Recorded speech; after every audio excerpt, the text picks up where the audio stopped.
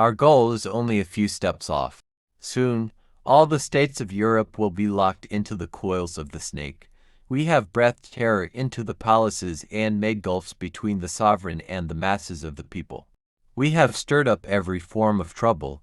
We have fomented all manners of disturbances. We have armed all parties.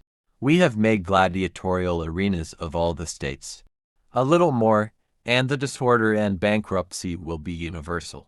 All people are chained down to heavy toil by abject poverty. We fling them a few pitiful crumbs from our groaning table in return for a right of dictating. We shall crush them into the most miserable of slavery and serfdom. By want and envy and hatred, we shall move the masses to wipe out with their own hands all those who hinder us.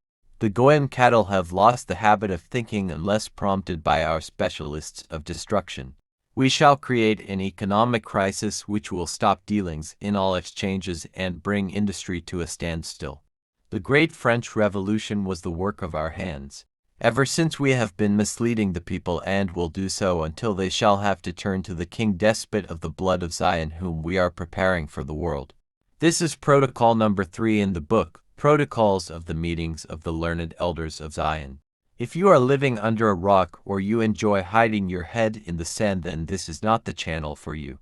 But if you care about yourself and the world around you and you think that no one should wield all the power, and you sometimes wonder what is wrong with the world, then you're in the right place.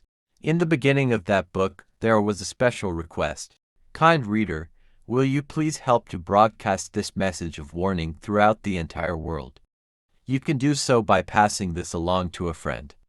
Better yet, by having more printed and distributed, or by translating it into other languages and disseminating it into every corner of the earth. That is what we are doing in hopes of understanding why certain events are happening in the world and how it's affecting us, whether we like it or not, but surely have no control over. Previously, we discussed protocol number 2 and an overview of the organization's plan to control the course of events in the world. We have to make something very clear from the beginning. Judaism does not relate to Zionism.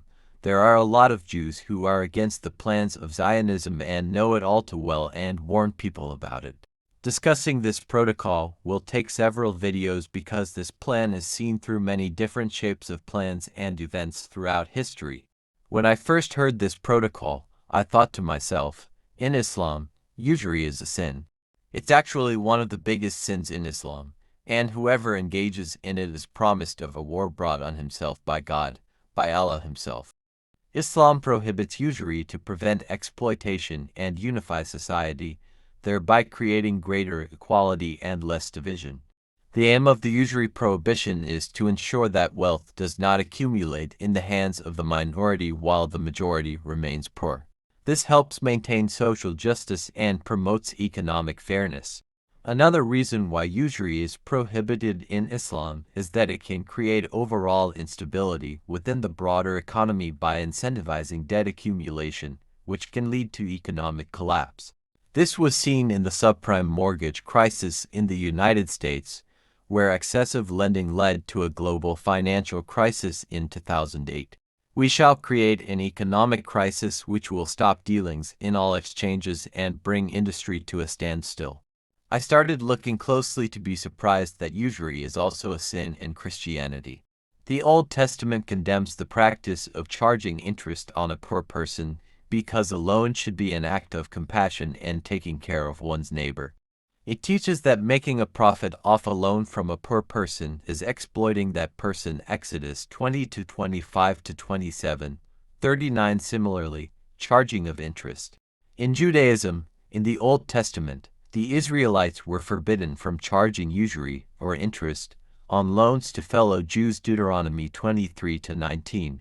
But they were permitted to charge interest on loans to foreigners, Deuteronomy 23:20, as part of international business. Usury brings down economies, destroys bonds between people in the same community, leaves the door wide open for envy and hatred among people, makes the rich richer and the poor poorer, deprives the person of the fruits of his own work. Mortgages, student loans, auto loans, and credit card debt are ways to hinder your progress and shackle your legs. They simply enslave you.